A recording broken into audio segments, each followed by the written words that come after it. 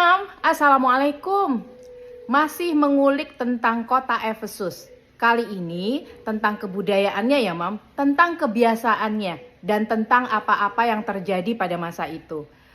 Mam, pernah nggak kebayang di masa ini ya kita harus BAB barengan bersama beberapa orang di satu tempat tanpa sekat, kemudian cara membersihkannya dengan memakai tongkat yang dipakai bergantian.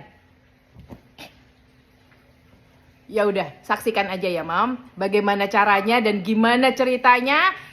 Jangan dilewatkan sampai akhir.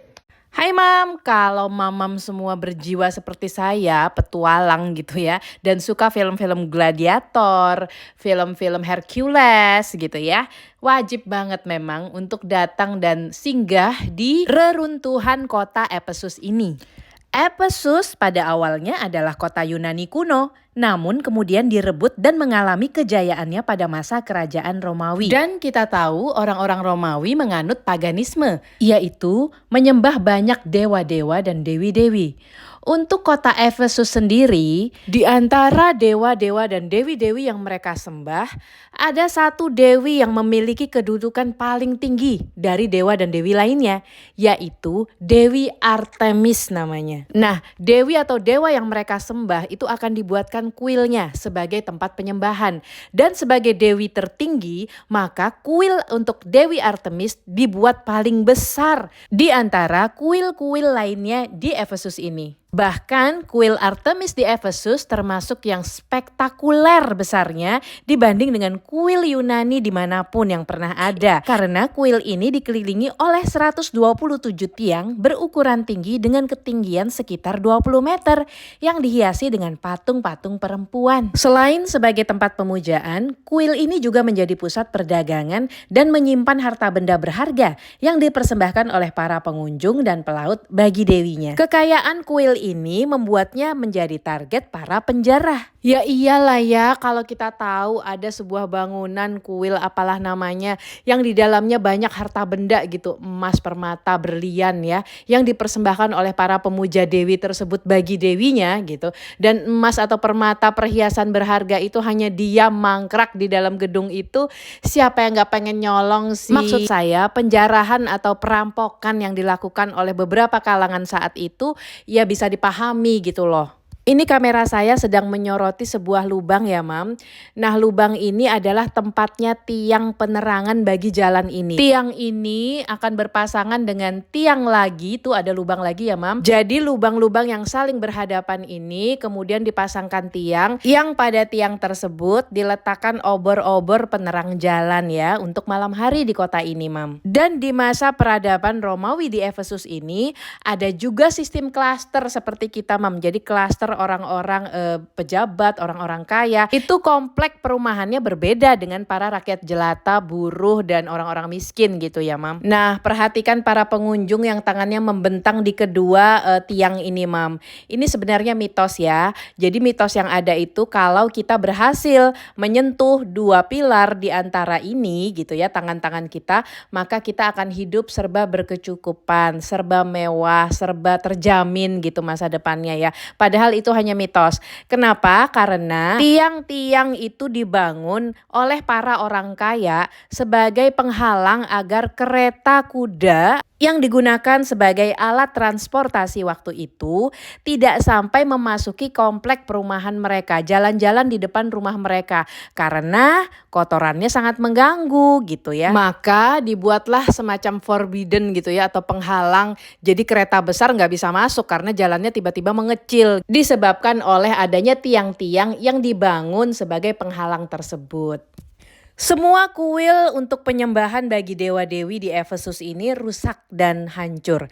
Hanya ada satu kuil yang tertinggal dan masih bisa kita nikmati keindahannya, yaitu kuil Hadrian. Dibangun pada awal abad kedua Masehi oleh Quintilius untuk merayakan kedatangan Hadrianus saat mengunjungi kota tersebut dari Athena.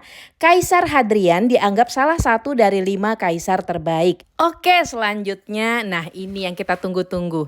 Saya mau membahas tentang toilet bangsa Romawi kuno yang merupakan toilet komunal yang otomatis akan digunakan bersama-sama. Jadi pada masa itu warga miskin yang tidak mampu membuat atau membeli toilet di rumahnya akan dikenakan biaya masuk untuk membuang hajat di toilet umum kota. Toiletnya berbentuk seperti lubang kunci yang besar dan tanpa sekat di antaranya. Tapi uniknya pada budaya mereka saat itu, toilet umum ini tidak hanya untuk BAB semata gitu. Jadi fungsinya itu kalau zaman sekarang macam kayak warkop gitu loh, buat untuk nongkrong-nongkrong, bersantai, diskusi bareng, membahas permasalahan-permasalahan umum atau politik, ekonomi dan sebagainya gitu.